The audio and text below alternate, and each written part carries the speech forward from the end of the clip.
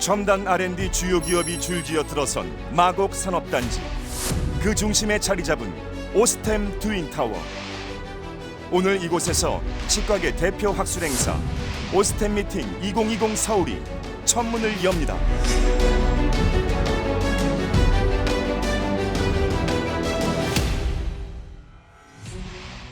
12월 5일과 6일 양일간 알찬 내용들을 꽉 채웠습니다. 치과계 대표 연자들을 만나볼 수 있는 12월 5일. 치과 의사들의 존경을 한몸에 받고 있는 조인호 원장과 김경원 원장을 좌장으로 디지털 덴티스트리 최강자 박창주 교수, 허인식 원장, 김기성 원장의 열띤 강연이 이어집니다. 실시간 Q&A로 여러분의 궁금증까지 확실하게 해결해 드립니다. 더욱 풍성한 내용이 가득한 12월 6일. 김영준 교수, 권근롱 교수를 좌장으로 우수 임상직내 6편을 온라인으로 직접 만나봅니다.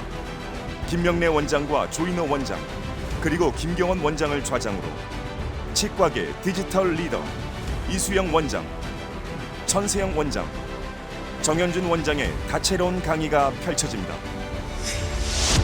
마지막 하이라이트, 풀 디지털 덴티스트리. 수술부터 보철까지 단 하루 만에. 라이브 서저리 대표 연자 김용진 원장과 이수영 원장이 생생한 임상 현장을 그대로 전해드립니다. 퓨처 오브 디지털 덴티스트리. 디지털 덴티스트리의 과거와 현재를 통해 더 큰 미래를 만들어갈 기회. 오스템 미팅 2020 서울. 국내외를 아우르는 치과계 최대 학술 행사가 지금 곧 시작됩니다.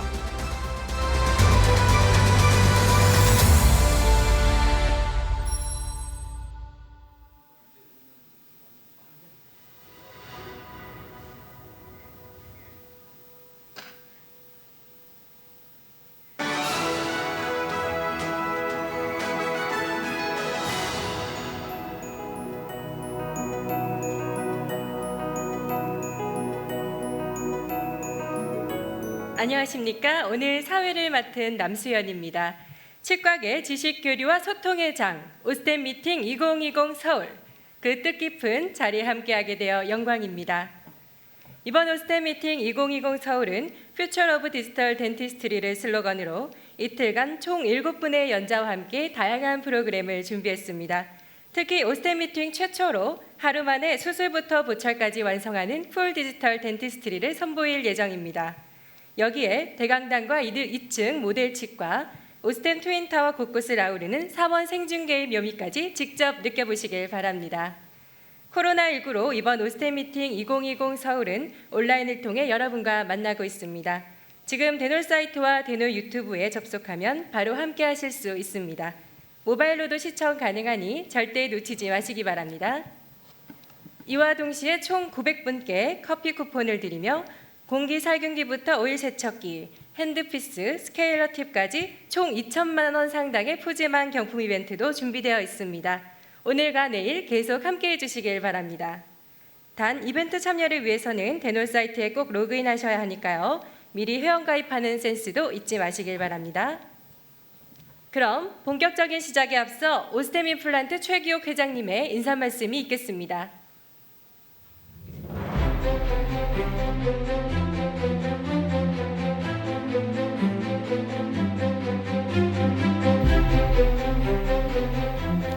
전국에 계신 치과의사 선생님, 바쁘신 중에도 시간을 내어 오스템 미팅에 참가해 주셔서 감사합니다. 당초 올해 오스템 미팅 서울은 온라인과 오프라인을 동시에 진행하려고 준비해 왔습니다. 하지만 최근 코로나 확진자가 많이 늘어나면서 여러 선생님들이 안전을 생각하고 정부 방역 방침을 준수하는 차원에서 전면 온라인으로만 진행하게 되었습니다. 선생님들을 직접 볼 수 없는 점이 아쉽기는 하지만 오프라인으로 행사를 진행할 때보다 더 편한 자리에서 더 많은 치과의사 선생님들이 처음부터 끝까지 경청하고 몰입하시길 기대합니다. 저희 오스템 임플란트는 2004년부터 치과의사 선생님들의 임플란트 임상 능력 향상에 도움을 드리고자 오스템 미팅을 개최하고 있고, 현재는 한국뿐만 아니라 오스템 임플란트가 진출해 있는 거의 모든 국가에서 개최하고 있습니다.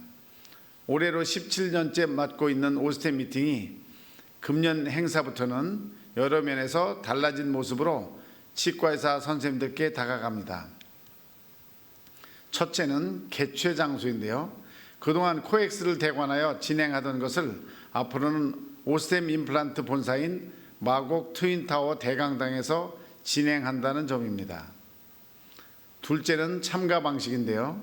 지금까지는 여러 선생님들께서 강의장에 직접 참가하는 것이 주된 방식이었지만, 앞으로는 직접 참석하는 오프라인 강좌뿐만 아니라 대노를 통하여 온라인으로 접속하여 참가하는 방식에 조금 더 중점을 둘 계획입니다. 오스템 임플란트 본사의 방송 시스템을 잘 구축하여 온라인으로 접속하신 치과의사 선생님들께 실시간으로 현장의 열기를 생생하게 경험하실 수 있도록 하겠습니다. 셋째는 실시 횟수인데요. 지금까지는 연 1회에서 연 2회 이상으로 확대 개최하며 연차적으로 연 4회 시행할 계획입니다. 강연 수도 연 20개에서 30개로 증가됩니다. 포스터 발표도 프린트하여 행사장에 게시하던 방식에서 영상으로 발표하는 방식으로 변경됩니다. 오스템 미팅이 개최되고 있는 이곳 오스템 임플란트 본사 트윈타워를 간략히 소개해 드리겠습니다.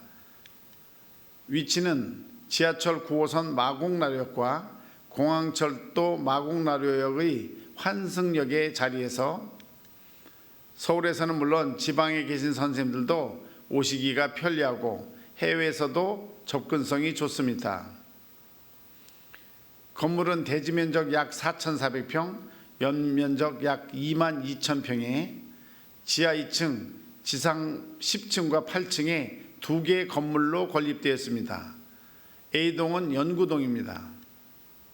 연구동에는 임플란트 연구소를 비롯하여 바이오 연구소, 표면 연구소, 치과 재료 연구소, 디지털 장비 연구소, CT 연구소, 체어 연구소, 의학 연구소, 소프트웨어 연구소 등 치과계 여러 분야에서 선도 기술 제품을 개발하는 연구소와 실험시설을 가지고 있습니다. 실험실의 경우 일반 실험실에다가 약 600평 규모의 동물 실험실도 가지고 있습니다.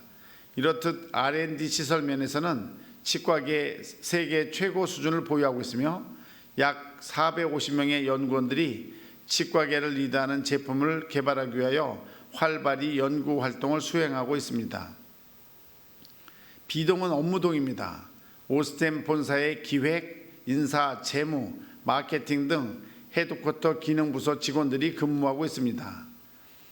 B동의 부대시설로는 365석 규모의 대강당을 비롯하여 연중 내내 세미나가 진행되는 10개 세미나실, 장비와 제품을 체험해 보실 수 있는 체험실, 치과 인테리어를 볼 수 있는 3개의 모델 치과가 있습니다.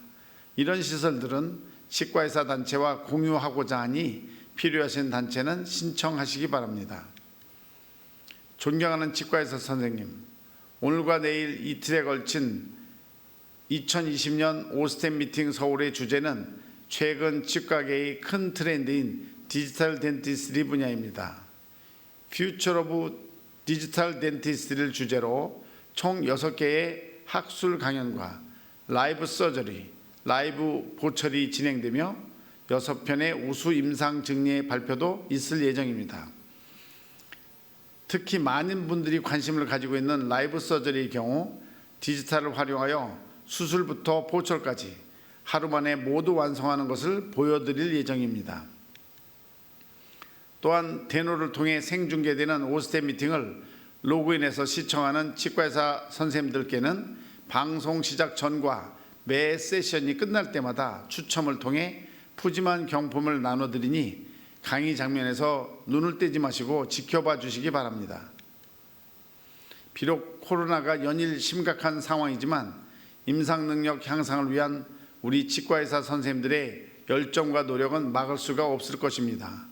오늘과 내일 저희가 최선을 다해 준비한 강연이 선생님들의 임상 발전에 조금이나마 도움이 되기를 간절히 바랍니다.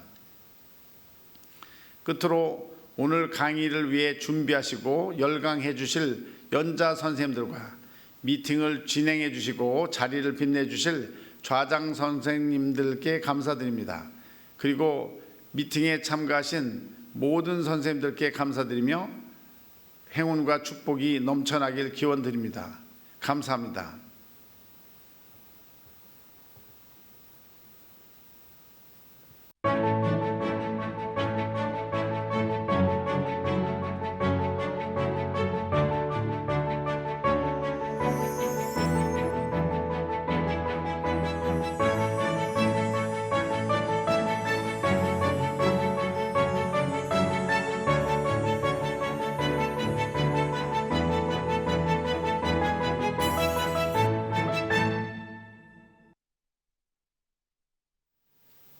네, 지금까지 최기욱 회장님의 인사 말씀이었습니다. 치과계 최대 학술의 장으로 손꼽히고 있는 오스템 미팅 2020 서울. 그만큼 많은 관심도 받고 있는데요. 그 관심 그대로 치과계 주요 인사들도 축하 말씀을 보내주셨습니다.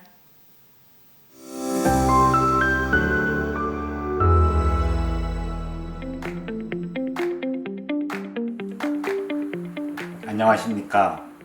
대한치과의사협회 회장 이상훈입니다. 글로벌 학술 행사로 자리매김한 오스템 미팅 2020 서울 개최를 진심으로 축하드립니다. 아울러 이번 학술 행사 준비를 위해 애쓰신 오스템 임플란트 최기욱 회장님을 비롯한 엄태관 대표이사님과 임직원 여러분이 노고에 깊은 감사를 드립니다. 또한 학술 행사에 참석해 주신 여러 연자분들과 치과의사 회원 및 치과계 가족 여러분께도 감사의 말씀을 드립니다. 지난 2004년부터 개최되고 있는 오스템 미팅 학술 행사는 행사 때마다 이론과 임상을 겸비한 최고의 학술 강연을 제공함으로써 국내 치과의사들의 학술적 역량 제고는 물론 나날이 발전하고 있는 국내 치과 의료와 치과 산업의 우수성을 전 세계에 널리 알리는 좋은 기회가 되어 왔습니다. 퓨처 오브 디지털 덴티스트리라는 대주제로 열리는 이번 학술 행사는 8가지의 명품 학술 강연을 비롯해 더욱 업그레이드된 라이브 서저리 등 디지털 덴티스트리와 관련된 다양한 임상학술 프로그램들이 마련되어 있어 참가자들의 기대감을 충분히 만족시켜 줄 것으로 기대합니다. 특히 글로벌 덴탈 시장을 선도하기 위해 오스템 임플란트의 노하우와 기술력이 집약된 오스템 트윈 타워에서 열리는 첫 대회라는 점에서 매우 뜻깊고 의미가 크다고 생각합니다. 코로나19 여파로 아쉽게도 온라인 행사로 전환되었지만 대놀 TV를 통해 동시 생중계될 예정인 만큼 시간, 공간의 제약 없이 더 많은 국내 치과의사들이 참여해 최신 지견을 공유하고 소통할 수 있는 치약 지식 교류의 장이 될 것으로 확신합니다. 앞으로도 이 학술 행사가 대한민국 치약의 학문적 발전에 크게 기여하고 세계 최고의 권위를 자랑하는 학술 행사로 거듭나길 바라며 오스템 미팅 2020 서울 학술 행사의 성공을 진심으로 기원하겠습니다. 반갑습니다. 대한치과위생사협회 협회장 임춘희입니다. 먼저 2020 오스템 미팅을 위해 노력해 주신 엄태관 대표님을 비롯한 임직원 여러분의 노고에 치과인으로서 감사드립니다.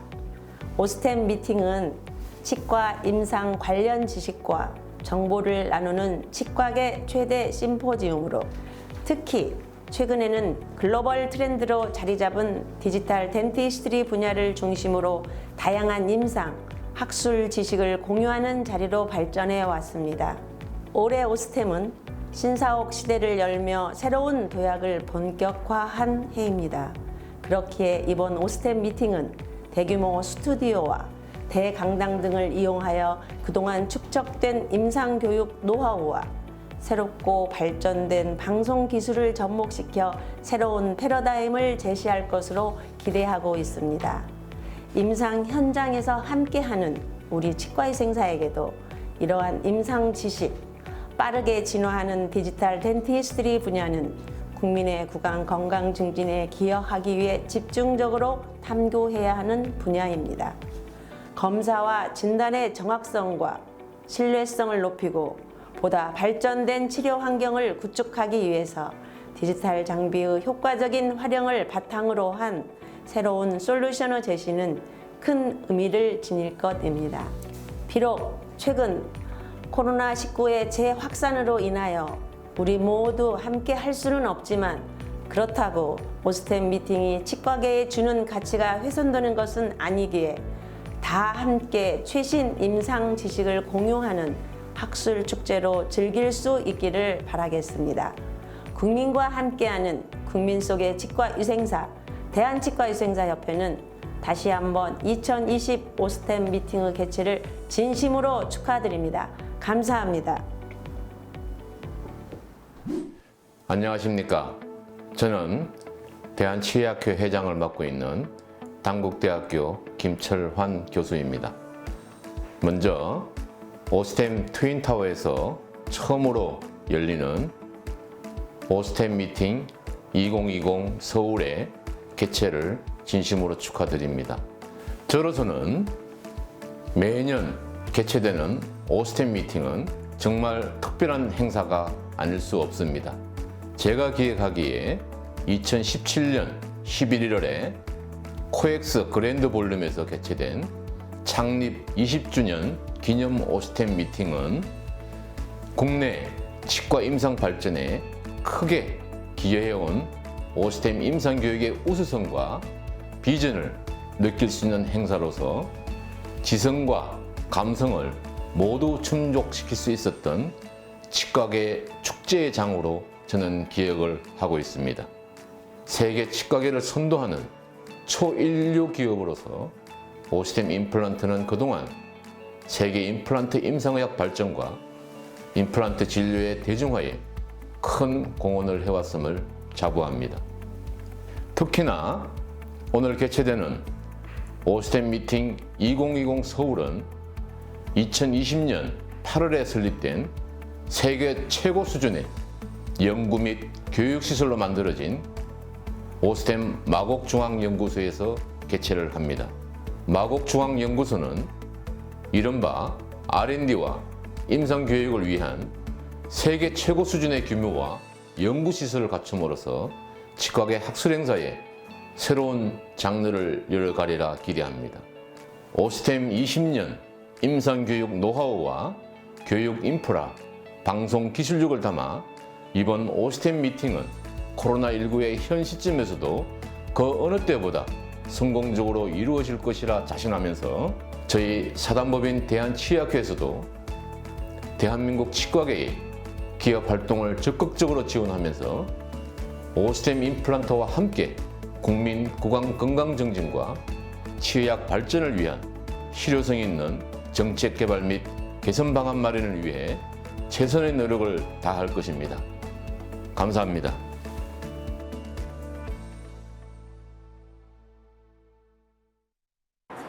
안녕하세요. 아나운서 이마늘입니다. 지금 보고 계시는 이 웅장한 건물이 바로 지난 7월에 완공된 오스템 임플란트 트윈타워입니다. 이 뒤로 보이는 건물은 연구동인데요. 연구동에는 9,000평의 연구소와 3,000평의 실험실이 마련되어 있습니다. 그야말로 세계 최고 수준의 연구시설이 완비되어 있는 것이죠.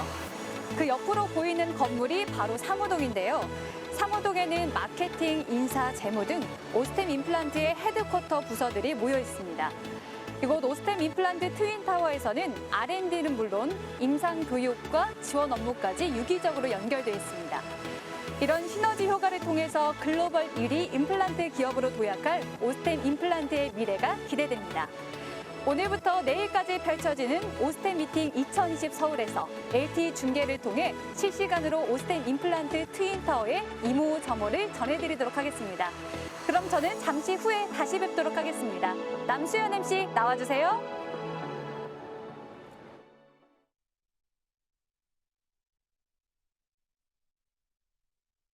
열리고 있는 오스템 미팅 2020 서울.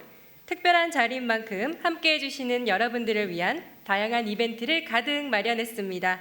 그 첫 번째는 바로 얼리 로그인 이벤트인데요. 오스템 미팅 2020 서울을 시청하기 위해 일찍 대놀 사이트에 로그인하신 분들을 대상으로 진행합니다. 이렇게 모든 준비를 마치신 분들을 대상으로 총 100분에게 커피 쿠폰을 드립니다. 그럼 추첨을 시작해 볼까요?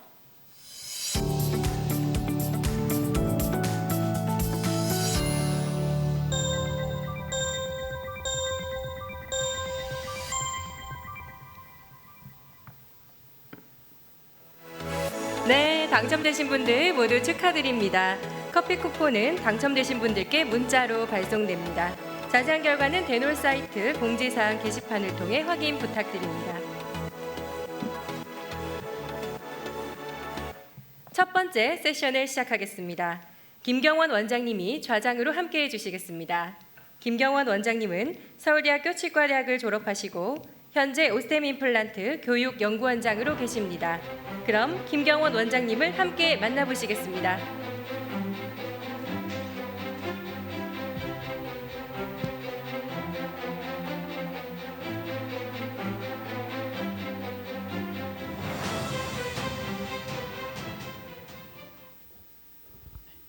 예, 안녕하십니까. 방금 소개받은 김경원입니다. 코비드-19으로 인하여 오프라인으로 만나 뵙지 못하고 온라인으로만 만나 뵌 것이 좀 아쉽습니다. 하지만 이번 오스템 미팅 2020 서울은 퓨처 오브 디지털 덴티스트를 주제로 준비해 왔습니다. 따라서 강연 동안 디지털 덴티스트의 미래상을 제시하는 내용들로 가득 차 있습니다. 끝까지 함께 하셔서 유익한 시간이 되시기를 바랍니다. 그럼 첫 번째 연자를 모시도록 하겠습니다.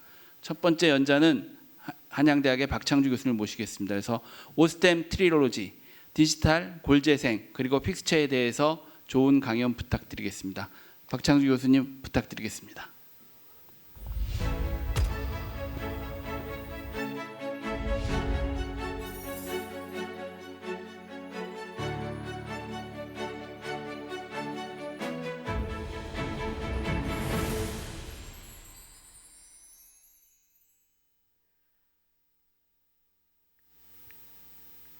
소개해 주신 김경원 저자님 감사합니다.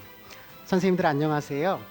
저는 오늘 오스템 트릴로지, 디지털, 리제너레이션, 그리고 픽스처라는 주제를 가지고 선생님들과 의견을 공유하기 위해 나온 한양대학교 병원 치과 구강아간면외과 박창주 교수라고 합니다.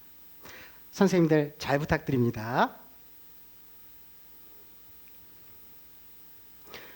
오늘 우리를 이와 같이 온라인으로 만나게 한 코로나 바이러스 이야기를 아니할 수 없습니다. 코로나 바이러스 이전에 선생님 저는 정말 바빴습니다.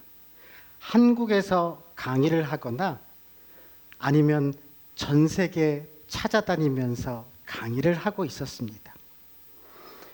그런데 코로나가 나타나면서 모든 것이 달라졌습니다. 뭔가 이전에는 앉아서 정리하고 논문, 연구를 하려고 해도 시간이 부족했습니다. 이것은 저희 집사람과 막둥이인데요.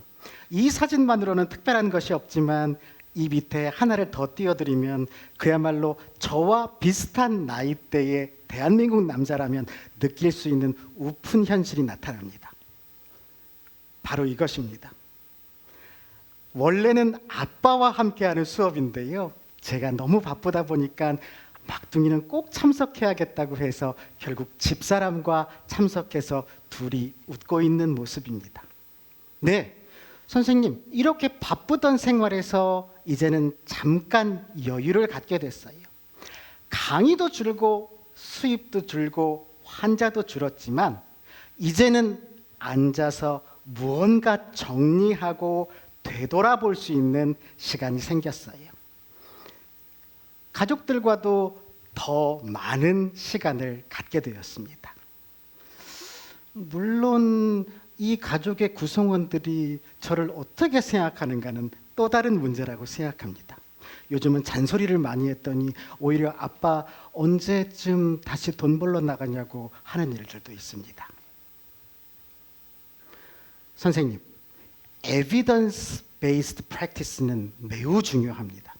요즘에 우리들의 최고 관심사이기도 합니다. evidence based practice의 중요한 축 중에 하나는 바로 research based입니다. 연구, 논문이 얼마나 있느냐 매우 중요합니다.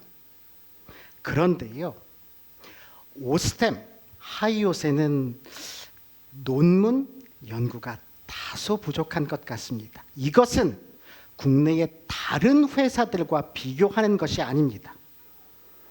규모에 맞는 전 세계 유수 임플란트 회사들과 비교했을 때 확실히 논문, 연구가 부족한 현실입니다. 또 하나요. 에비던스 베이스드의 가장 중요한 축 중에 하나는 클리니컬 엑스퍼타이즈입니다. 즉, 내가 해봤더니 좋았다 라는 것도 에비던스 베이스드의 중요한 축 중에 하나입니다. 선생님, 저도 선생님들과 똑같습니다. 제가 써보고 괜찮으면 다른 제품과 비교해보고 좋은 것을 밝힌 이후에 이것을 다른 치과 의사들과 공유하고 싶은 것, 인지상정이잖아요. 저도 선생님들과 똑같습니다. 그래서 이번 코로나로 생긴 여유 시간에 그동안 제가 사용했던 오스템 하이오센 제품들에 대한 여러 결과를 정리할 수 있었고요. 그러한 연구 결과와 거기에 따른 논문을 위주로 오늘 강의를 준비해 보았습니다. 오스템 하이오센의 제품들이 과연 어떻게 다른 제품들과 비교했을 때 좋은지 저와 함께 확인해 보시면 될 것 같습니다. 트릴로지, 어려운 단어를 써서 죄송합니다. 네가 그렇게 똑똑하냐? 그렇게 영어를 잘하냐? 많은 분들께 항의를 받았습니다. 트릴로지, 3부작이라는 소리입니다. 세상에서 가장 유명한 3부작은 스타워즈 3부작입니다. 1편 스타워즈, 2편 제국의 역습, 그리고 3부 제다이의 귀환. 이것이 그 유명한 오리지널 스타워즈 3부작입니다. 선생님, 만약에 이 슬라이드를 보시면서 흐뭇하게 웃음을 짓고 계신다면 선생님들은 7080입니다. 이 스타워즈 오리지널 3부작은 모두 70년대와 80년대에 제작된 제품입니다. 요즘 젊은 세대들은 스타워즈 오리지널 3부작이 아닌 프리퀄 3부작에 더욱 익숙합니다. 1편 보이지 않는 위험, 2편 클론 전쟁, 3편 시스의 복수는 2000년대 초반에 나와서 여기에서 고개를 끄덕이신다면 선생님들은 어느 정도 신세대라고 생각하셔도 좋습니다. 왜 트릴로지라는 단어를 사용했냐면요, 저는 이러한 3부작이 오스템 제품군을 카테고리로 나눴을 때 세 파트에 해당되기 때문에 트릴로지라는 어려운 단어를 사용해 보았습니다. 선생님들 죄송합니다. 그러한 3부작은 디지털, 리제너레이션, 그리고 픽스처에 각각 해당한다고 볼 수 있습니다. 자, 그러면 먼저 픽스처부터 시작해 보도록 하겠습니다. 티타늄은 시간이 지나면 지날수록 노화, 에이징 된다는 것, 이것들이 골류착을 방해할 수 있다는 것, 이러한 에이징은 UV 트리트먼트 또는 UV 포토 펑셔널리제이션을 통해서 리셋될 수도 있다는 것이 요즘 픽스처계의 큰 화두입니다. 그런데 재미있는 점은 이러한 UV 트리트먼트를 제안한 타카히로 오가와 교수조차도 UV 트리트먼트를 어떻게 해야 한다? 얼마나 해야 한다? 정확하게 밝힌 것은 아무 논문에도 없습니다.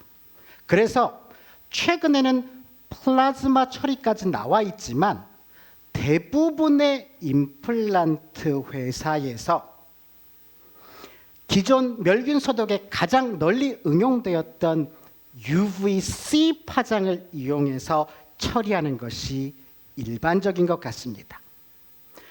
오스템은 UV 처리를 하지 않냐고요? 아니요. 오스템은 UV 처리를 해왔습니다. 그것도 기존의 UVC뿐만이 아니라 보다 강력한 백큐ම් UV의 더블 UV 트리트먼트를 해왔습니다. 이번 오스템 연구소와 공동 연구를 통해서 이러한 더블 UV 트리트먼트의 효과에 대해서 논문을 하나 작성해 보았는데요. 조금 더 자세하게 말씀드리면 UVC뿐만이 아니라 보다 파장이 낮아서 강력한 에너지를 갖는 백큐ම් UV로 더블 UV 트리트먼트를 오스템의 픽스처들은 시행하여 왔습니다. 그래서 이러한 강력한 UV 처리를 하다 보니까 문제는 오존이 발생한다는 것입니다. 기존의 UVC C 트리트먼트만으로는 발생하지 않던 여러 오존의 문제가 생겨서 오스템은 인-오피스 UV 트리트먼트가 아닌 팩토리 세팅에서 시행해 왔습니다. 이것을 시행한 이후에 효과를 어떻게 가져갈까 고민했고요. 그러한 효과를 오래 가져가는 대표적인 오스템의 표면 방법 중에 하나가 슈퍼 오시오 인테그레이션 또는 소이라고 불리는 오스템의 표면입니다. 더블 UV 트리트먼트를 통한 티타늄 에이징을 해결한 이후에, 즉 친수성을 부여한 이후에 그러한 효과를 가져가기 위해서 최근에 소이라는 표면이 등장했다는 것, 또는 기존에 많이 활용되고 있었다는 것 선생님들 아실 거예요. 그래서 이러한 소이 표면에 대한 연구가 기존에 좀 전에 말씀드린 논문에 추가되어 있습니다. 선생님들 픽스처를 넣었을 때 물을 쫙 빨아 올리는 것에 익숙하시지만 저는 임플란트 표면의 젖음성, 친수성, 초친수성을 테스트하는 가장 좋은 방법은 피가 담겨 있는 부위에 픽스처가 들어가고 그러한 픽스처 주변으로 물이 얼마나 딸려오는가가 중요하다고 생각됩니다. 그래서 이와 같은 실제 임상과 매우 유사한 환경을 만들어 보았고 베이스라인에서 2mm, 4mm를 얼마나 빨리 피들이 따라오는가를 조사해 보았더니 기존 표면보다 소이, 즉 WUV 처리를 한 이후에 pH 버퍼링 에이전트에 담가 놓았던 소이는 확실히 웨터빌러티, 친수성이 좋았습니다. 또 하나 추가적인 효과는 임플란트 픽스처 주변으로 혈병을 형성하는 능력입니다. 기존의 인비트로 실험에서는 확실하게 증명되었지만 이것도 한번 확인해 보기 위해서 이와 같은 인비보 개실험을 해보았고요. 약간 임플란트 픽스처가 들어갈 수 있는 구멍을 오버프랩하고 피가 나겠죠. 여기에다가 소이 픽스처를 넣어보았을 때 출혈량을 커튼 팔렛에 묻혀서 정량화해서 그램으로 표시해 보았습니다. 보시는 것처럼 소이는 확실히 출혈량이 적습니다. 즉 임플란트 표면에 혈병을 형성하고 지혈을 시키는 능력이 우수한 것 같습니다. 선생님, 이것은 고류착뿐만이 아니라 GVR 또는 사이너스에서도 강점이 될 수 있는 면이라고 생각하고 이러한 소이 또는 오스템의 더블 UV 트리트먼트는 분명히 의미가 있고 효과적이라는 점도 기억해 주셨으면 좋겠습니다. 두 번째는 리제너레이션입니다. 사실 골 이식제의 최고 강자가 있습니다. 바로 바이오스입니다. 바이오스는 이종골이고요. 오스템에서도 이종골로 에이오스라는 제품을 출시해서 많이 사용해 왔지만 아직 원장님들이 잘 모르시는 부분이 있습니다. 그래서 이종골 바이오오스와 오스템이 출시한 에이오스의 골 생성능을 한번 비교해 보았습니다. 이 실험은 오스템 뼈광연구소와 함께 진행하였고요. COIR에 현재 서브밋되어 있는 상태입니다. 선생님, 이종골의 가장 큰 효과는 무엇이죠? 맞습니다. 볼륨을 프리저베이션 한다는 거예요. 부피를 유지하는 효과가 있습니다. 바이오스에 비해서 오스템이 출시한 에이오스는 얼마나 효과를 가지고 있을까요? 실험은 다음과 같이 진행해 보았습니다. 임플란트를 승립하고 우리가 흔히 만날 수 있는 임플란트 주변 페리 임플란트 디센스 디펙트, 즉 임플란트 숄더 또는 탑이 노출되는 환경을 선택하였고요. 임플란트 표면에는 동종골을 그리고 바깥쪽에 볼륨을 유지하기 위해서는 실험군에서는 오스템의 에이오스를 사용하였고 대조군에서는 바이오스를 사용하였습니다. 그리고 Preformed Ultrafine Titanium Mesh인 오스빌더를 사용하였고요. 그 위에 최근 오스템이 출시한 오스멤 하드 콜라겐 멤브레인을 레이어링하였습니다. 바로 이러한 디펙이라고 보시면 될 것 같습니다. 임플란트를 했는데 임플란트 톱 숄더에서 많은 트레드가 노출되는 경우 가장 흔하죠. 노출된 임플란트 표면에는 동종골을 사용하였습니다. 그리고요, 그 위에는 볼륨 프리저베이션 효과가 있는 이종골을 에이오스군과 바이오스군으로 나눠서 적용하였고 커버는 오스빌더로 시행하였습니다. 탄탄하게 받쳐줄 것이 예상되거든요. 그 이후에 오스빌더를 고정하고 그 상방은 콜라겐 멤브레인으로 레이어링한 그러한 실험군을 설정해 보았습니다. 첫 번째, 선생님들이 궁금해하시는 것처럼 그래프트 볼륨을 평가해 보았습니다. 수술 전 그리고 임플란트 식립, 고리식, 오스빌더, 콜라겐 멤브레인의 1차 수술 직후 그리고 오스빌더를 제거하면서 힐링 어버트먼트로 바꾸는 2차 수술 또는 선생님 오스빌더는 어차피 제거해야 되니까 2차 수술이 꼭 필요하잖아요. 그 이후에 보철이 들어간 이러한 4단계로 나누어서 그래프트 볼륨을 컨빔 CT를 찍고 3차원적으로 분석해 보았습니다. 이것은 기존 논문과 조금 다른 면인데요. GBR 사이트를 3차원적으로 분석하기는 매우 힘들지만 이번 실험에는 한번 도전해 보았습니다. 테라리컨이라는 회사의 iIntuition이라는 소프트웨어를 사용하였고요. 이것은 매우 예민한 소프트웨어입니다. 보통 장기 이식을 할 때 혈관 크기를 미리 평가하는 단계에서도 사용될 정도로 예민한 소프트웨어입니다.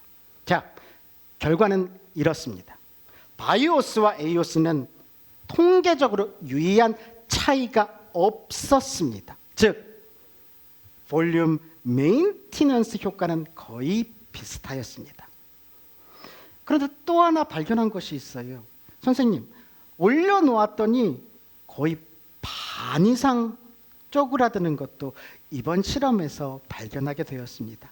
볼륨을 유지하는 이종골의 효과가 생각보다 크지 않다는 것도 이번 실험을 통해서 알게 되었습니다. 자, 이것이 볼륨을 평가한 것이고요.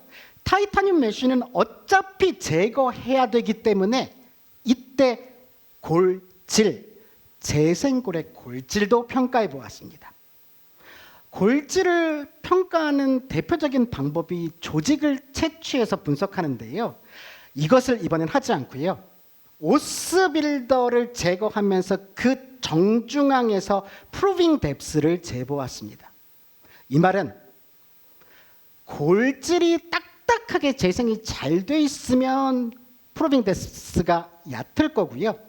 잘 되어 있지 않다면 쑥 들어갈 것입니다. 이러한 차이를 비교해 보았는데 선생님, 에이오스와 오스빌더는 통계적으로 유의한 차이가 없었습니다. 믿고 사용하셔도 될 것 같습니다. 세 번째는 디지털. 3부작 중에 디지털에 대한 얘기를 드려야 될 것 같습니다. 저도 디지털에 많은 관심을 가지고 있습니다.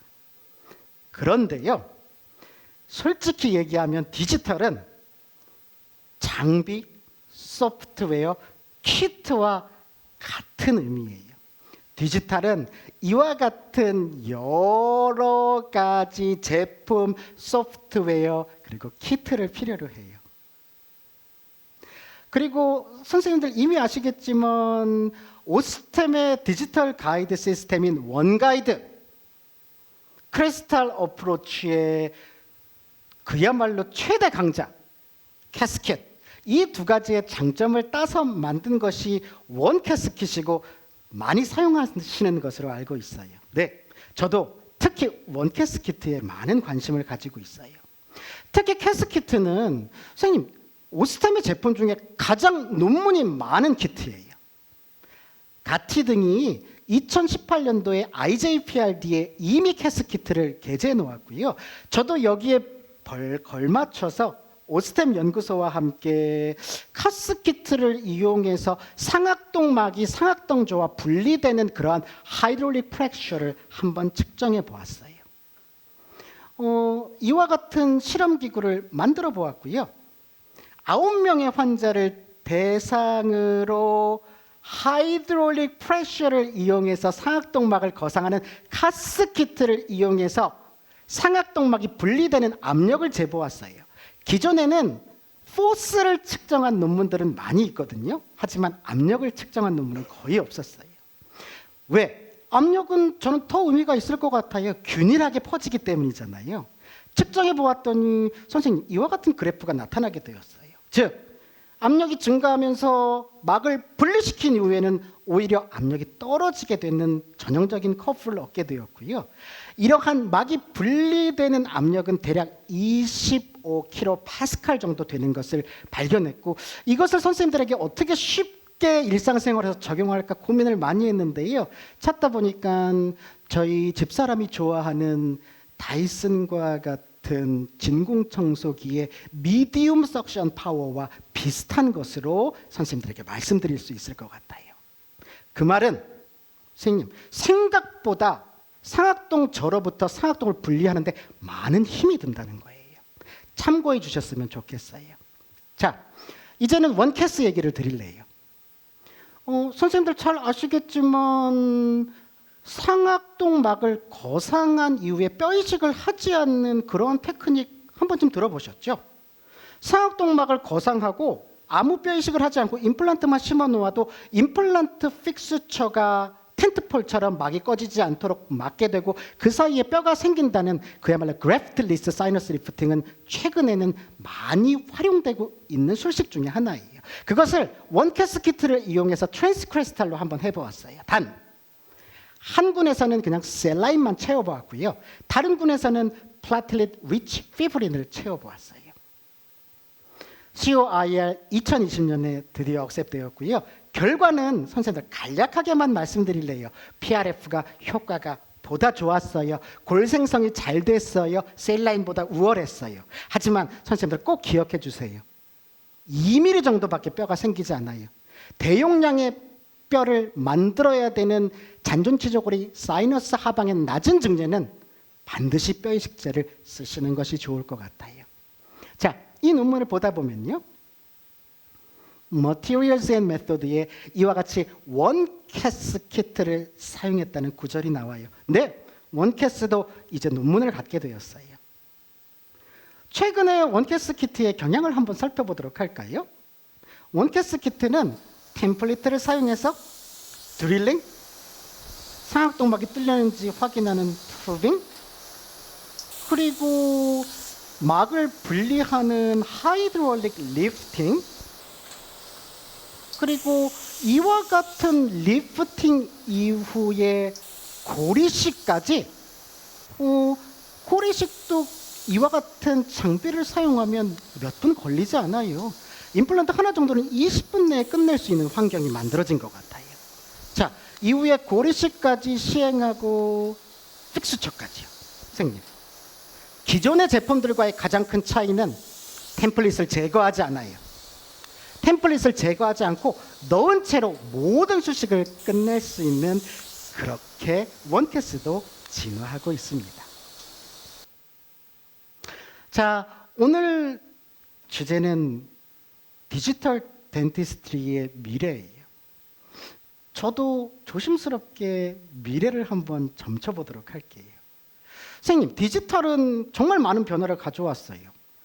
보철만 하시던 분이 수술도 하시게 되고요. 수술만 하시던 분이 보철도 하시게 되고, 환자들을 당일 임플란트 식립해서 보철물까지 올림으로써 그야말로 우리가 좋아하는 사과를 씹어 먹을 수 있게 만들기도 했어요. 하지만 수술을 주로 하는 저에게 이러한 디지털의 미래는 patient specific이라고 생각해요. 환자 맞춤형이 가능해지는 시대가 드디어 열린 거예요. 토탈 디지털 워크플로우에 대한 2020년 저희가 발표한 논문 중에 하나인데요. 한번 보시도록 할게요. 이제는 선생님, 디지털로 계획하고 디자인하고 이러한 것을 환자 맞춤형으로 뼈이식제를 적용하고 티타늄을 프린팅해서 바로 적용할 수 있게 되었어요. 구부리고 접고 자르고 이러한 과정이 싹 없어지는 거예요. 수술이 굉장히 빨라질 수 있고 그야말로 환자 맞춤형의 정점이라고 생각해요.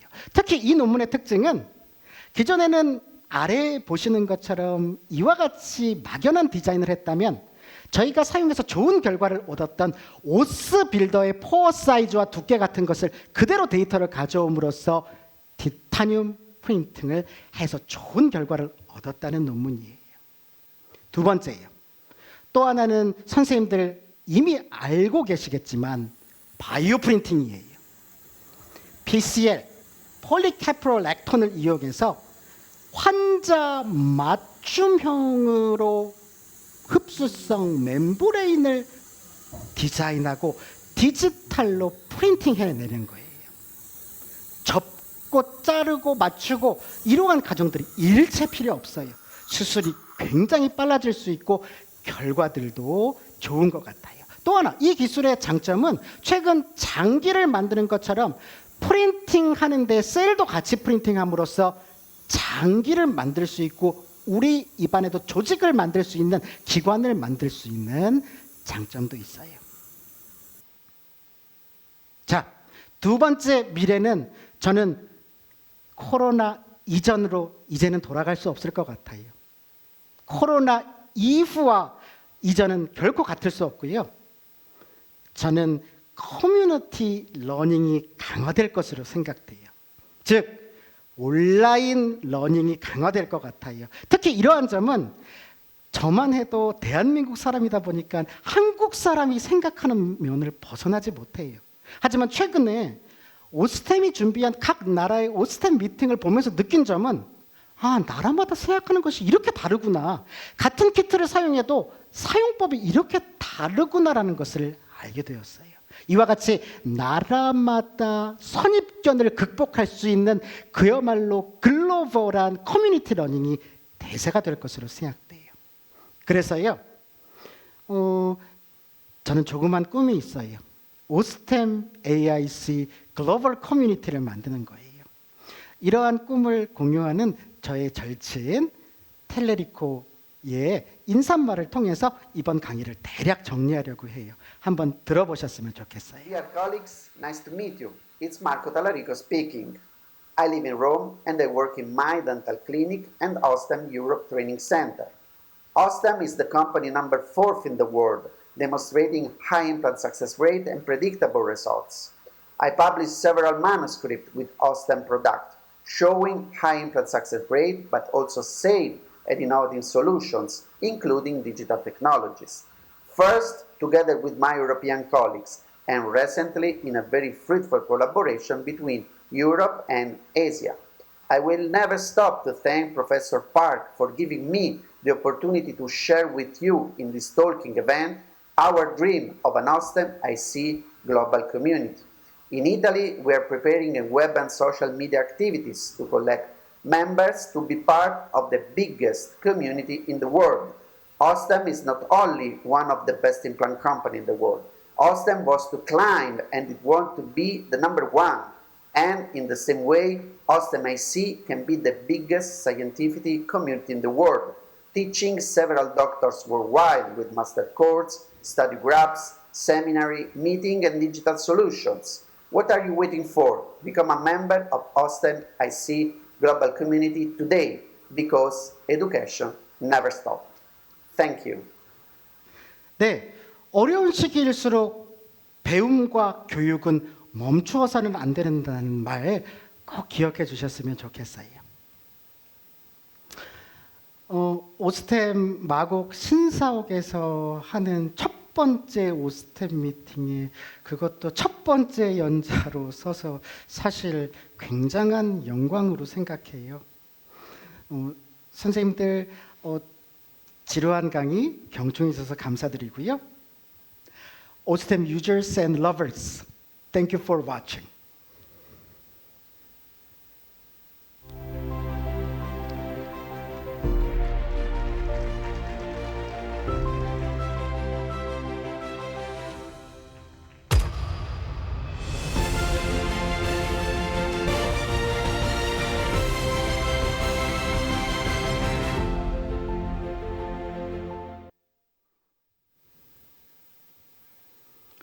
예, 박창주 교수님 정말 좋은 강의 감사합니다.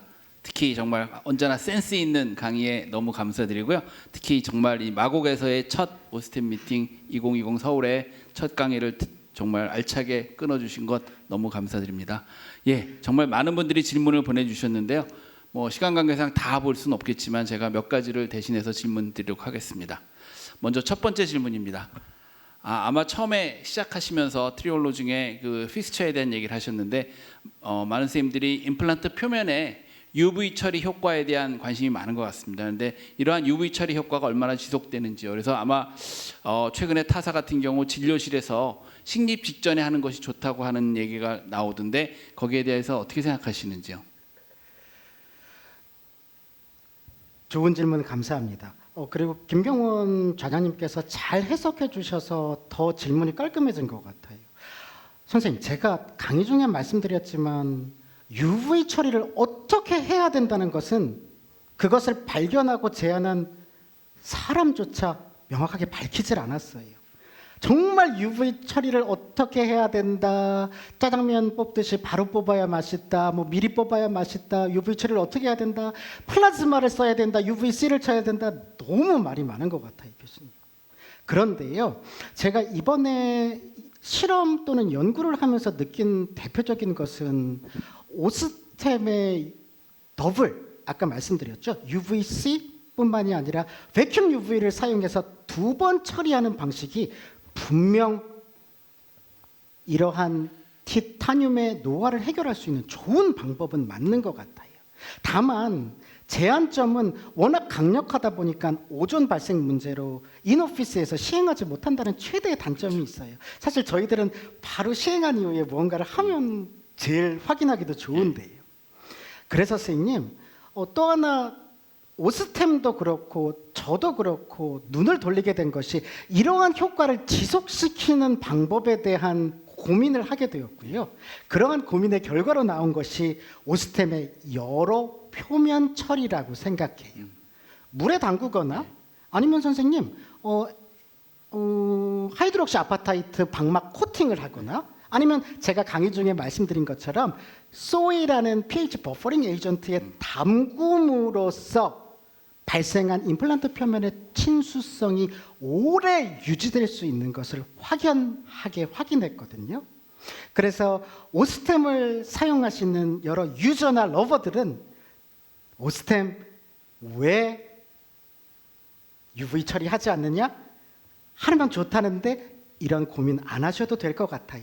기존에 어떤 다른 오스템만의 표면들을 사용함으로써 어떤 표면이라도 좋아요. 사용함으로써 극대화된 UV 트리트먼트 또는 UV 포토 펑셔널리제이션의 효과를 경험하실 수 있을 것으로 생각합니다. 예, 좋은 답변 감사합니다. 그러니까 제가 듣기에는 사실 저희들이 진료실에서 UV 처리를 하다 보면 사실 UVC밖에 할 수가 없고요. 또 보다 강력하게 UV 처리를 하다 보면 오존이라는 우리가 원치 않는 물질이 발생하는 것이 사실 문제가 되죠.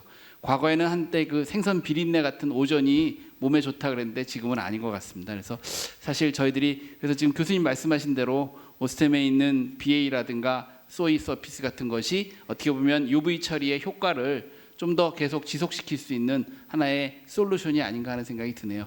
예, 여러 선생님들이 또 많이 해보시면서 좋은 결과를 얻었으면 참 좋겠습니다. 좋은 설명 감사드립니다. 예, 다음 질문 한번 보겠습니다.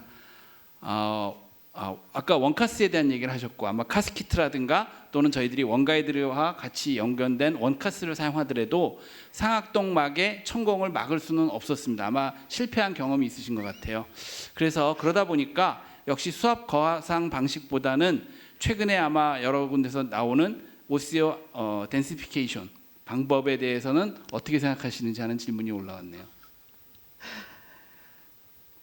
좌장님, 사실 최근에 가장 많이 받는 질문 중에 하나예요. 워낙 회사별로 디지털 사이너스 결합 방식이 광고되다 보니까 원캐스를 사용했더니 맨날 터지고 타사의 오시오 덴티피케이션을 사용했더니 터지지 않더라. 또는 그 반대도 있어요. 오시오 덴티피케이션 맨날 터지고 원카스가 안 터진다는 분들도 계세요.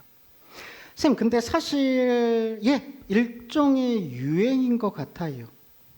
그러나 선생님들, 제가 꼭 강조드리고 싶은 것이 있어요. 원캐스는 하이드롤릭 리프팅이에요. 상악동막을 거상하는 능력은 오시오 덴티피케이션이 따라올 수 없어요. 대용량의 그랩이 필요할 때 반드시 도움이 되는 것이 원캐스예요.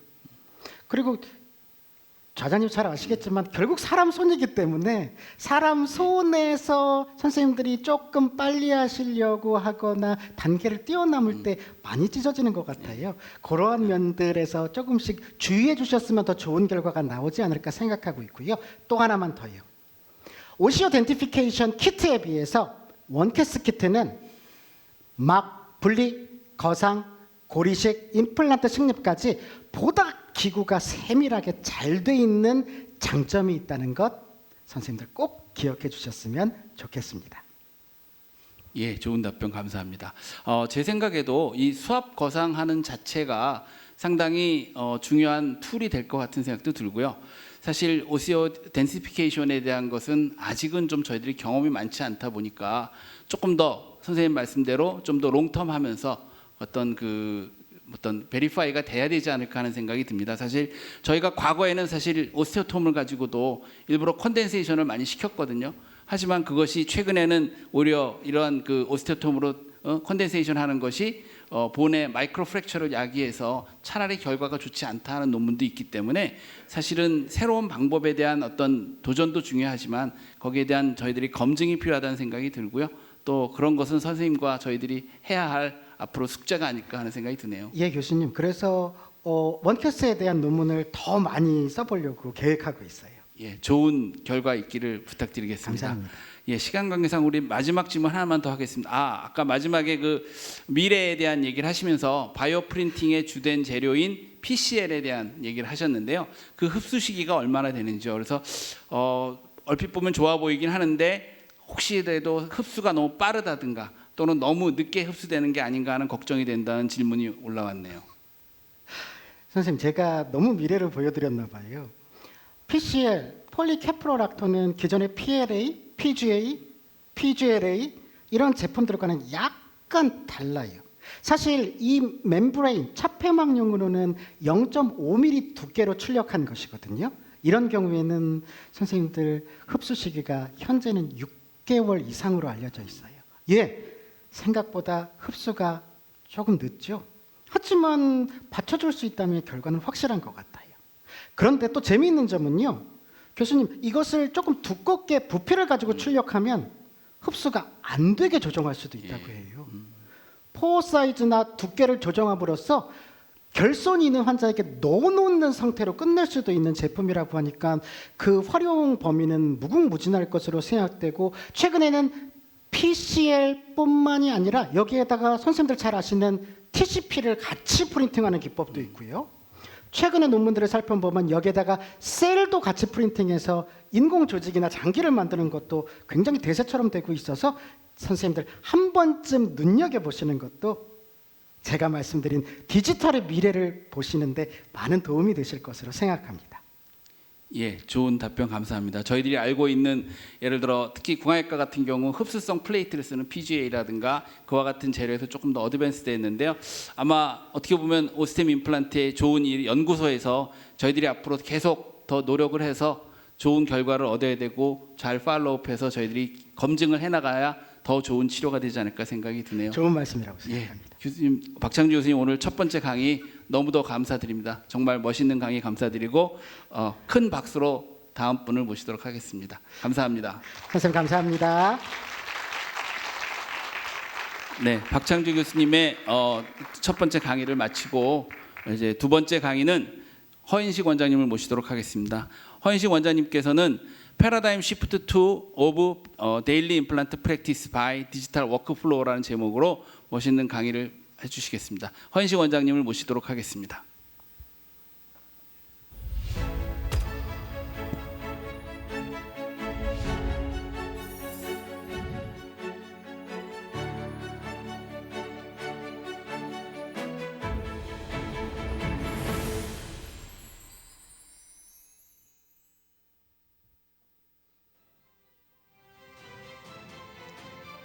안녕하십니까. 두 번째 연자로 이 자리에 올라온 저는 허인식 치과의 허인식 원장입니다. 얼굴과 얼굴을 맞대면서 강의를 해야 더 생동감이 나고 그럴 텐데 조금은 아쉬움은 있지만 오늘 이 자리를 위해서 제가 준비한 많은 것들을 여러분들에게 보여드리도록 하겠습니다.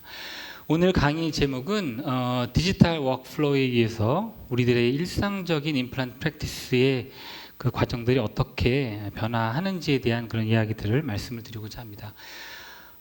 제 그 제목에 패러다임 시프트라는 말을 썼습니다. 어떠한 변화가 요구되거나 변화가 필요할 때 우리들은 뭐 패러다임을 바꿔야 된다, 패러다임을 전환해야 된다라는 그런 말을 쓰는데요. 이러한 패러다임 시프트라는 말을 처음으로 사용한 사람은 과학 철학자인 토마스 쿤입니다. 토마스 쿤은 그의 저서인 과학혁명의 구조라는 그런 책에서 과학혁명이 일어나는 그런 과정을 4가지 단계로 설명하고 있습니다. 첫 번째 단계는 프리사이언스 단계라는 단계인데요. 이 단계에서는 아직 컨센서스가 존재하지 않아서 굉장히 여러 가지 다양한 이론들이 존재하는 그런 단계다라고 이야기를 하고 있습니다. 그러다가 어떠한 과학적인 컨센서스가 존재하는 단계에 접어들게 되면 그것이 노멀 사이언스라고 정의를 하였고요. 이런 노멀 사이언스 단계 어느 정도 시간이 이제 흘러가다가 이러한 노멀 사이언스로는 도저히 설명할 수 없는 어떠한 그 변이들, 그러니까 아노말리가 존재를 한다라고 이야기를 하는데요. 그러한 단계를 크라이시스 위기 단계다라고 이야기를 합니다. 그리고 그 많은 그 또 아주 독창적인 과학자들이 이러한 크라이시스를 극복하기 위해서 굉장히 많은 연구들을 하다가 기존의 이론들을 완벽하게 극복을 하는 새로운 이론들을 제시하게 되는데 그것을 바로 사이언티픽한 레볼루션이다라고 표현을 하고 있습니다. 이 4가지 단계로 과학혁명이라는 것을 설명을 하고 있는데요. 저는 저희들이 하고 있는 그 임플란트 사이언스, 임플란트 프랙티스도 동일한 구조로 변화되어 오지 않았나라는 그런 생각을 하고 있습니다. 프리사이언스 단계로 많은 이론들이 존재하다가 어떤 평균적으로 많은 사람들이 인정을 하는 그런 노멀 사이언스 단계로 접어들고 그 단계에서 해결하지 못하는 또 크라이시스가 발생하고 그러한 단계를 극복하는 어떤 클리니컬 레볼루션이 이루어진다라고 생각을 하는데요. 그렇다면 첫 번째 프리사이언스 단계, 많은 이론들이 존재하는 그런 프리사이언스 단계라는 것은 어떠한 것이었을까 제가 생각을 해봤습니다. 첫 번째로 우리가 임플란트 디자인은 어떻게 해야 하는가, 임플란트의 표면 구조는 어떻게 해야 하는가에 대한 그런 많은 이슈들이 이제까지 있어 왔죠. 두 번째로는 임플란트를 식립한 다음에 어느 정도의 힐링 타임을 거쳐서 보초를 올려야 하는가에 대한 힐링 타임에 대한 이슈들이 굉장히 많이 있었습니다. 세 번째는 마지널 본은 왜 흡수되는 것이고 마지널 본 리스폰스의 그 의미는 무엇인가에 대해서 많은 이슈들이 이제까지 존재해 왔죠. 그리고 임플란트를 식립하기 위한 그런 수술적, 보철적 과정들은 어떠해야 하는가에 대해서 많은 이론들이 이제까지 변화되어져 왔습니다. 그리고 우리가 사용하고 있는 본 그래프트 머티리얼과 혹은 그 술식 방법이 또 어떻게, 그다음 멤브레인은 또 어떻게 어떠한 것이 가장 좋고 어떠한 성질들을 가지고 있어야 되는가에 대해서도 많은 이슈들이 이제까지 논의되어져 왔다는 생각이 듭니다. 각각의 이슈마다 그래도 어느 정도 정리된 어떤 컨센서스가 지금은 존재하고 있죠. 그래서 그러한 컨센서스에 따라서 우리가 현재 그 임상에서 시행하고 있는 많은 임상적인 그런 과정들이 있습니다. 대표적으로 우리가 이제 많이 쓰는 그 코니컬 커넥션 타입의 그 임플란트들, 저희 오스템에서는 이제 TS 임플란트인데요. TS 임플란트 같은 경우에는 임플란트를 식립할 때 가급적이면 크리스탈 본 레벨에 맞춰서 깊이 심어봐야 한 1mm 정도 더 깊이 심는 그 정도로 심는 깊이를 정하고 있고요. 그리고 그 알베올라 본 레벨에서는 미드 크레스탈 레벨에서 보통은 임플란트를 식립하는 것으로 이제까지 저희들이 알고 있어 왔습니다. 그런 다음에 이제 보철 단계로 넘어서게 되면 임프레션 코핑을 연결하고 힐링 어바트먼트를 제거한 다음에 임프레션 코핑을 연결하고 그 다음에 실리콘 인상제로 임프레션을 뜨고 그리고 아날로그를 이용해서 모델을 만든 다음에 최종적으로 보철을 만드는 이러한 과정들을 어떻게 보면 노멀 프랙티스로 우리들이 이제 사용해 왔죠. 그리고 마지막으로 보철물의 종류로는 초창기에는 골드 크라운 많이 사용했지만 지금은 여러 가지 이유로 골드 크라운의 사용 빈도가 확 줄어들고 있고 PFM으로 갔었죠. 근데 PFM 같은 경우에는 특히 임플란트 보철을 했을 때 포슬린 치핑의 문제가 굉장히 고질적으로 많이 있기 때문에 많은 사람들이 고민을 하다가 그러면 메탈 오클루전으로 하고 페이싱만 포슬린으로 해야겠다 이런 생각을 좀 했었죠. 그렇지만 하악 같은 경우에 메탈 오클루전을 했을 때는 아주 심리적으로 굉장히 많은 문제들이 발생하기 때문에 여러 가지로 이게 좋냐 저게 좋냐에 대한 그런 고민들이 많이 있어 왔습니다. 그러다가 이제 최근에 이제 저희들이 많이 사용해 온 그런 크라운이 이제 질코니아 크라운인데요. 질코니아 크라운의 가장 큰 장점이라고 하는 것은 파절이나 이런 면에서는 굉장히 큰 그 저항감이 있지만 굉장히 오페크한 칼라, 굉장히 비심리적인 칼라와 형태를 가지고 있지 않나라는 그런 오해를 우리가 이제까지 많이 해왔습니다. 생각을 많이 해왔다는 거죠. 이제까지 이러한 외과적 보철적인 프로토콜로 이제 수술과 보철을 해오다가 이러한 방법들이 상당히 많은 어떤 문제점을 갖고 있다는 그런 위기 단계에 이제 봉착을 하게 됩니다. 제가 오래전에 이제 시술했던 그런 환자인데요. 상악동이 상당히 이제 많이 밑으로 내려와서 외과적으로는 상악동 거상술이 필요해 보이는 그런 환자였습니다. 상악동 거상술뿐만이 아니라 레터럴 본 위스 굉장히 많이 위축이 많이 되어 있어서 상악동 거상술로 수직적으로 골량을 올릴 뿐만이 아니라 수평적으로도 이와 같은 블록 본 그래프트를 이용해서 뼈의 양을 늘려줘야만 하는 그런 상황이었다는 거죠. 그 당시에 많이 사용했던, 지금은 제가 사용하지 않고 있는데 여러 가지 이유로 알로제닉 블록본 그래프트를 이용해서 어느 정도 볼륨을 만들어주고 그 인접한 부위는 알로제닉 파티클레이트 본을 이용해서 뼈 이식을 했던 그런 케이스입니다. 어떻게 보면 고라를 또 이제 어느 정도 고라 환경을 좋게 만들기 위해서 차폐막, 콜라겐 차폐막을 이용해서 멤브레인을 이용을 하였고요. 한 5개월 정도 힐링이 되었습니다. 5개월 정도 힐링 되어서 임플란트를 식립해야 될 그런 상황이 됐죠. 판막을 열어보면 상당히 풍성한 골량 조직이 만들어져 있는 모습을 확인할 수 있습니다. 이 상태에서 통법에 따라서 임플란트를 오스템의 GS, TS 임플란트였던 것 같은데요. 심었고요. 한 5개월 정도의 시간이 지났습니다. 5개월 정도의 시간이 지나서 세컨드 스테이지 서저리와 함께 보철을 해야 되는 단계가 됐었는데 보시다시피 임플란트의 위치가 뮤코징지발 정션 저 너머에 있습니다. 그 이유는 임플란트 식립 위치가 잘못된 것이 아니라 뼈 이식을 위해서 상당히 많은 조직을 끌어당겼기 때문에 뮤코징지발 정션이 상대적으로 크리스탈 쪽으로 올라갔다는 거죠. 그래서 이 위치에 이제 임플란트가 이제 위치해 있는 거라 저 상태로는 보철을 진행할 수 없는 상태였습니다. 그래서 프랭지발 그래프트를 위해서 이제 베드를 형성해 주었고요. 다음과 같이 동측에서 그 리스피언트 사이트의 모양과 유사한 형태의 조직을 체득한 다음에 다음과 같이 프린지 바 그래프트를 시행해 주었습니다. 그러고 나서 한 달 정도 시간이 지났나요? 커스텀 어바트먼트를 장착을 하고 최종적으로 질코니아 크라운을 이렇게 세팅한 그런 상태를 보여드리고 있습니다. 1호부터 한 2년 정도의 시간이 경과하였습니다. 보시게 되면 제2 소구치 하방으로 메탈이 노출되어 있죠. 저기 노출되어 있는 게 뭘까요? 어버트먼트가 아니라 픽스처가 노출되어 있는 겁니다. 픽스처에 숄더 부위가 살짝 노출되어 있고 상방으로는 약 1mm 정도의 어버트먼트가 노출되어 있는 모습을 볼 수가 있습니다. 무슨 말이냐면 임플란트 주위의 바이올로직 위드스의 어떤 조직의 두께가 부족하다 보니까 어떻게 보면 그 마지널 본의 흡수와 함께 임플란트의 표면이 노출되는 그런 상황이 이루어졌다는 것이죠. 1년 뒤에 체득한 그 파노라마 사진을 보면 다행히도 마지널 본 리sorption이 심하게 진행되지는 않았지만 이 환자 같은 경우에 만약에 그 양치질을 칫솔질을 소홀히 하거나 치과 내원을 굉장히 게을리할 경우에는 페리 임플란타이티스로 진행될 가능성이 상당히 높아지는 거죠.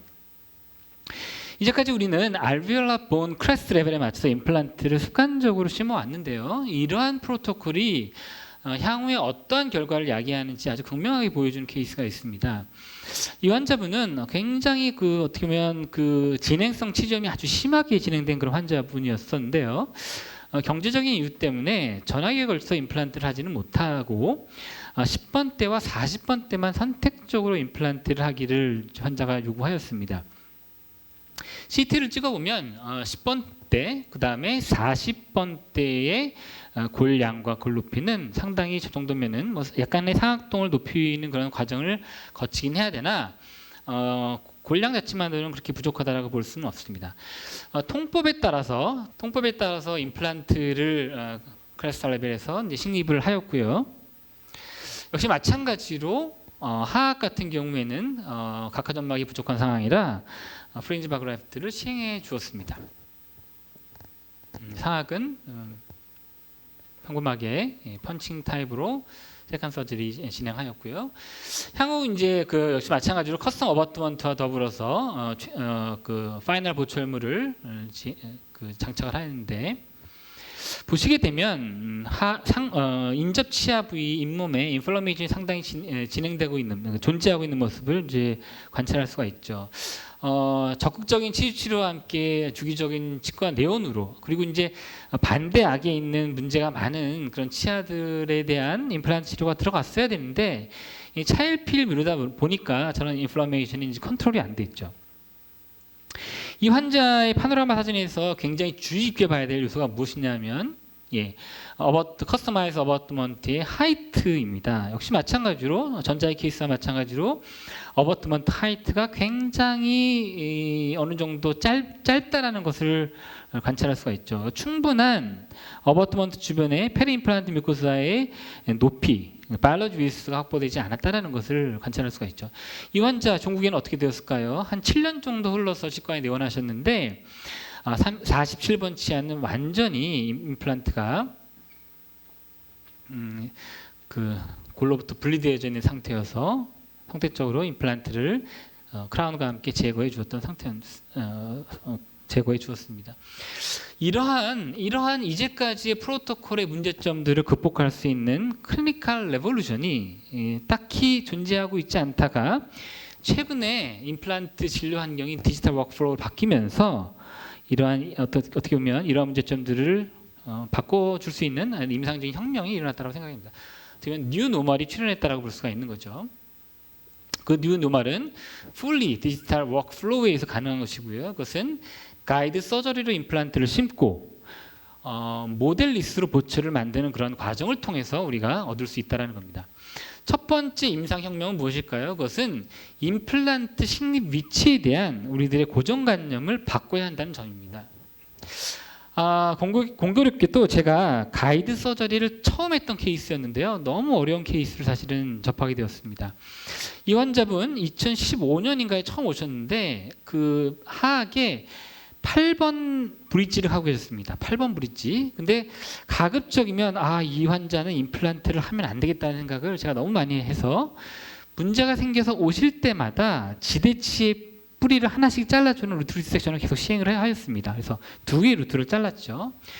그런데 최후의 보루로 삼았던 마지막 지대치가 문제가 생겼습니다. 33번부의 지대치가 문제가 생겨서 저거를 제거하고 보철을 다시 하지 않을 수 없는 그런 환경이 이제 된 거죠. 왜 제가 이 환자를 가능한 임플란트를 하지 않았으면 했는가? 이 임상 사진을 보면 좀 이해하실 수 있을 겁니다. 기존의 보철물이 이러한 모양을 가지고 있었습니다. 전치부에 굉장히 긴 보철물, 그 길이를 만회하기 위해서 저와 같은 덴처 스타일의 그 보철물의 어떤 형태를 갖고 있었죠. 클렌징이 전혀 될 수가 없는 구조였기 때문에 안 망가질래 안 망가질 수가 없는 것이었고, 저러한 형태로 임플란트 보철을 다시 해준다고 한다면 역시 동일한 문제로 임플란트가 망가지는 것은 저는 시간 문제일 거다라는 생각을 하게 됩니다. 그래서 이분의 그 측면 사진을 보시게 되면 단순히 수직적인 어떤 골량만 부족한 것이 아니라 수평적인 어떤 그런 디피션시도 굉장히 크다라는 것을 우리가 오버jet과 오버바이트를 통해서 확인할 수가 있다는 거죠. 발치를 하고 나서 보면은 과연 저 하악의 임플란트를 심었을 때 이 상악 전치 포지션과 하모나이징 되는 보철물을 픽스트로 만들어줄 수 있을까라는 그런 굉장히 고민을 하게 되었죠. 그래서 발치를 한 다음에 일단은 골파기가 심했던 33번 부위에 고리식을 하기로 마음을 먹었습니다. 발치 당일에 판막을 열었고요. 판막을 열어서 다음과 같이 33번과 32번 주위에 버클 본 플레이트가 엄청나게 파괴된 모습을 볼 수 있고요. 확실하게 그라듈레이션 티슈를 분리해낸 다음에 제노그래프트를 이용해서 본 그래프트를 시행하고 판막을 닫았습니다. 이 경우에 있어서 그 발치하는 당일에 보철을 하지 않으면은 굉장히 진료 시간이 늘어날 수 있는 그런 문제점이 있기 때문에 EACM을 발치 당일날 한 것이고요. 프리징지바 그래프트를 발치하는 당일날 고리식과 더불어서 동시에 시행을 하였습니다. 프리징지바 그래프트만으로도 허리젠털 디피션시가 상당히 많이 줄어든 것 같다라는 그런 착시 현상을 볼 수 있죠. 한 달 정도의 시간이 지난 다음에 귀용소로 이분의 그 디지털 화면을 보내서 과연 어떻게 보철이 가능한지를 디지털 왁스업을 통해서 진단을 하였습니다. 픽스트가 가능하다라는 어떤 답변을 받았고요. 약 5개월 뒤에 다음과 같이 원가이 센터에 파일을 보내서 가이드 식립을 위한 의뢰를 하였습니다. 그런데 참 재미나게도 원가이 센터에서 제안한 임플란트의 포지션이 평상시에 저희들이 습관적으로 식립하였던 임플란트 포지션과 사뭇 다른 위치였습니다. 우리들은 이런 위치, 알베올 크레스트 위치에 보통 임플란트를 심습니다. 그러나 원가이 센터에서 의뢰한 제시한 위치는 탑다운에 의거해서 상당히 전 하방의 위치에 있었고요. 42번도 마찬가지로 통상적인 위치와 다르게 전 하방, 역시 마찬가지로 31번도 이제까지 심어왔던 그런 위치하고는 다른 위치에 임플란트의 어떤 위치를 제한하였습니다. 33번도 마찬가지였고요. 가장 큰 차이는 수직적인 위치, 수평적인 위치에 상당한 차이가 존재한다는 거였고, 어떻게 보면 보철적인 관점에서 봤을 때는 가이센터에서 그 의뢰하였던 그런 위치가 굉장히 아이디어한 포지션이라는 것을 우리가 생각할 수가 있다는 거죠. 그래서 이렇게 수직적인 높이 차이가 많이 있습니다. 그리고 가이센터에서 임플란트 수술을 할 때 어떠한 그 주의사항이 있는지를 저희들한테 레커멘드를 하게 되죠. 원래 가이드 서저리는 이와 같이 플랩리스 서저리로 이제 임플란트를 식립하는 것이 정석이지만 이 케이스 같은 경우에는 첫 번째 가이드 케이스였기 때문에 제가 판막을 열었습니다. 골재생이 어느 정도 이루어지는지를 확인하기 위함도 있었고요. 이와 같이 판막을 열었고요. 임플란트를 식립하였는데 공교롭게도 이 환자의 골질이 너무 단단해서 D1번이었습니다. 그래서 31번 부위의 임플란트를 그러니까 직경 3.5mm 미니 임플란트 TS를 심다가 골질이 너무 단단해서 임플란트에 크랙이 오고 말았습니다. 그래서 참 첫 번째 케이스였는데 아쉽게도 임플란트를 제거하고 다시 임플란트를 식립하고 뼈 이식을 했던 그런 우여곡절이 많았던 그런 케이스였죠. 봉합을 한 다음에 힐링 어바트먼트를 바로 연결해 주었고요. 그리고 보철을 해야 될 그런 단계가 되었습니다. 다음과 같이 힐링 어바트먼트 제거하니까 안정적인 패드 임플란트 뮤코사가 형성되었고요. 스캔 바디를 연결한 다음에 구강 스캔을 하였고 다음과 같이 CAD 프로그램을 이용해서 보철을 디자인하였고 최종 보철을 완성하였습니다. 만약에 디지털 워크플로우로 인한 가이드 서저리를 하지 않고 우리가 통법대로 판막을 열고 임플란트를 심었다고 한다면 저는 이와 같은 결과는 절대로 얻을 수 없다라고 생각을 하고 있습니다. 수루의 파노라마 위치고요. 임플란트의 그 식립 각도를 한번 보시게 되면 하악골의 각도하고는 굉장히 그 경사도가 임플란트 식립 각도가 다르다라는 것을 우리가 알 수 있습니다. 팔로업 단계에서 그 촬영한 CT 보면 통법대로 심었던 위치와 임플란트 위치의 그 각도가 상당히 많이 차이가 있다는 것을 우리가 알 수가 있습니다.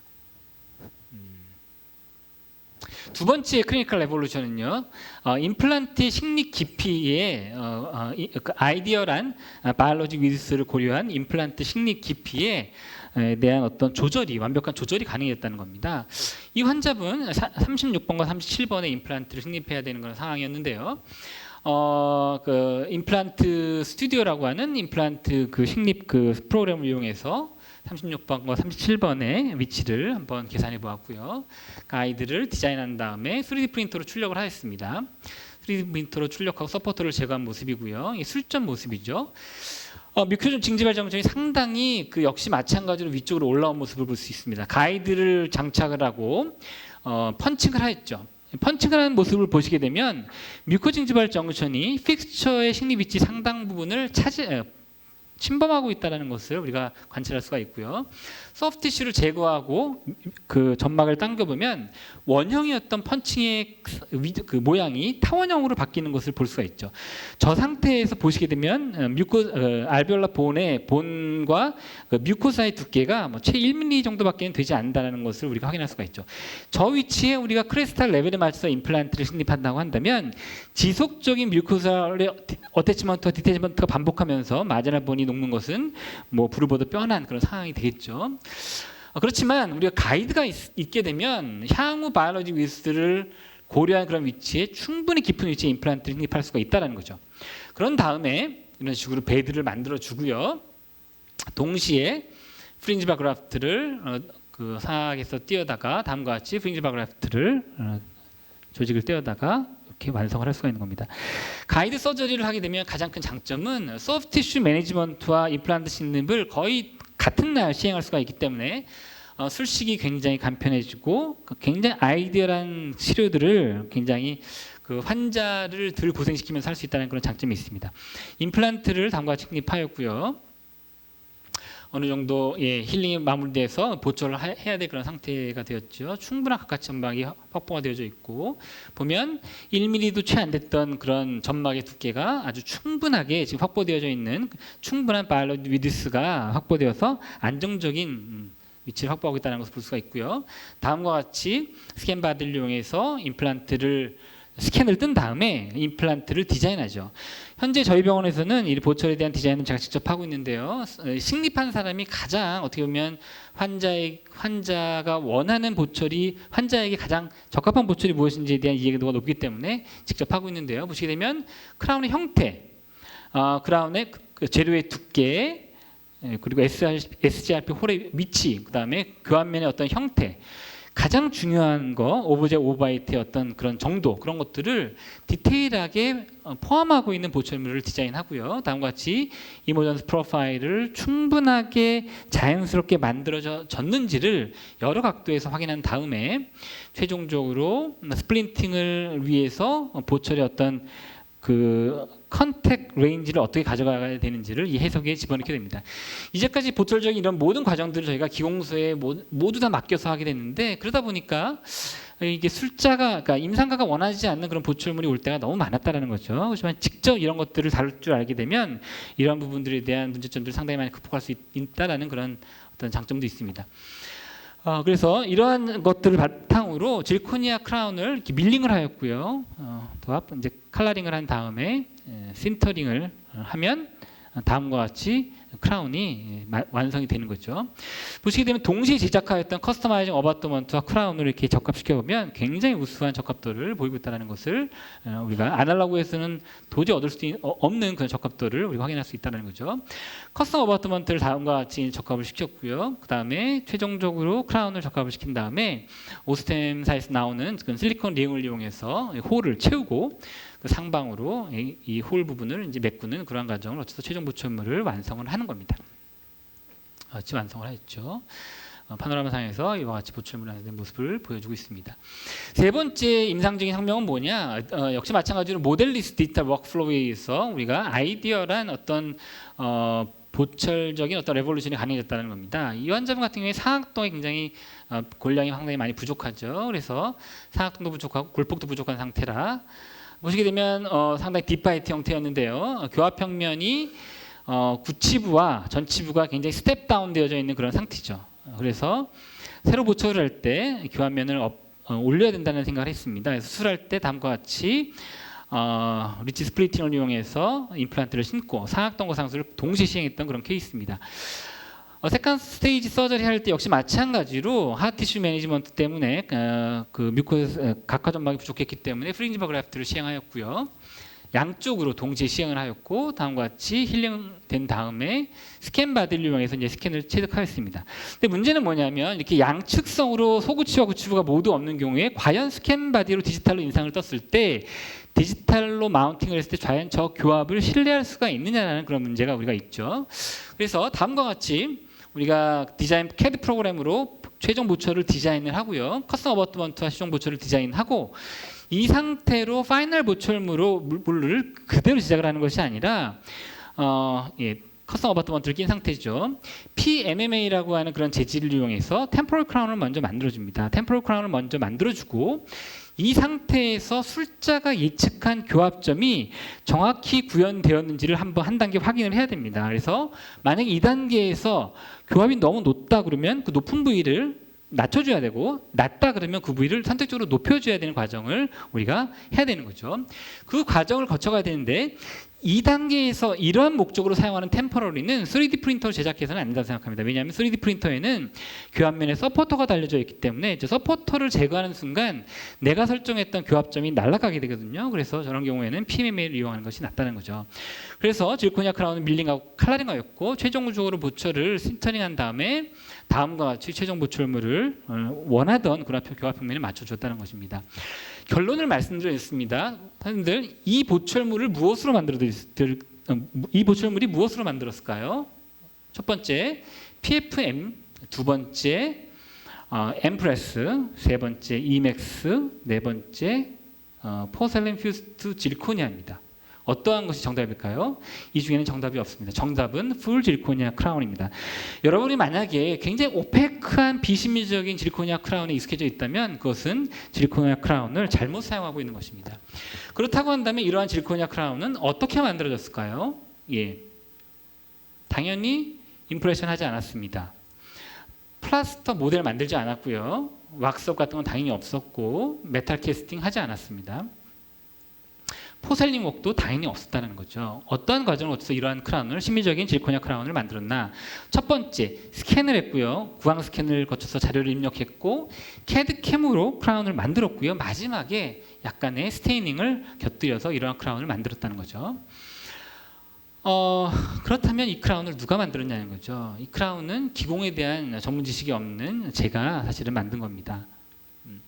제가 이제까지 처음에 이제 서두에 토마스 쿤에 의한 과학혁명의 구조 4단계에 대해서 말씀을 드렸고요. 그러한 과학혁명의 단계가 임플란트 술식에도 임플란트였던 그 학문에도 그대로 적용될 수 있다라고 제가 말씀을 드렸는데요. 뉴노멀의 시대에 접어들었다는 거죠. 뉴노멀. 무엇이 뉴노멀일까요? 첫 번째는 디지털 가이드 서저리에서 수술을 하고요. 그 다음에 모델리스 워크플로우에서 보철을 하는 것을 말합니다. 그렇죠? 그래서 임플란트 임상이라는 것은 가이드 서저리부터 시작을 해서 모델리스 보철로 끝난다라는 것이 저의 오늘의 마지막 이야기다라고 할 수 있습니다. 데일리 임플란트 프랙티스의 뉴 노멀은 가이드 서저리로 시작해서 모델리스 그 보철로 마무리된다라는 것이 저의 오늘 강의의 마지막 멘트고요.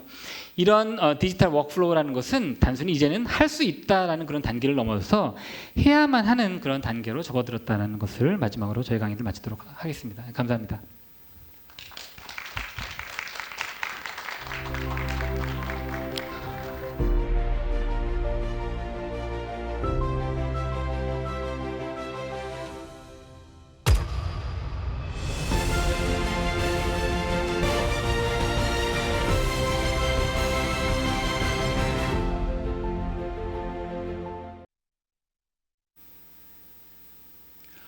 예, 허인식 원장님 좋은 강의 감사합니다. 정말 그 디지털 워크플로우를 통해서 어떻게 보면 저희들이 매일 하고 있는 임플란트 진료의 패러다임 시프트에 대해서 좋은 말씀해 주셔서 감사드리고요.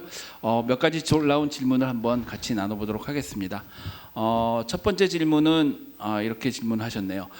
디지털 워크플로우로 전환하려면 아마 좀 알아보신 것 같은데 비용이 꽤 많이 든다고 생각하시는 것 같습니다. 그래서 혹시 선생님께서 그 디지털 워크플로우로 전환하는데 어떤 그 가이드를 주신다면 우선적으로 어떻게 해서 시작하면 좋을까요? 하는 질문이 올라왔습니다. 네. 디지털 워크플로우는 어떻게 보면 이제 구강 스캔을 통해서 저는 시작을 한다고 생각을 합니다. 우리가 인상을 떠서 그 모델을 기공소로 보내는 그것은 기공 과정의 디지털 워크플로우를 이용하는 거지.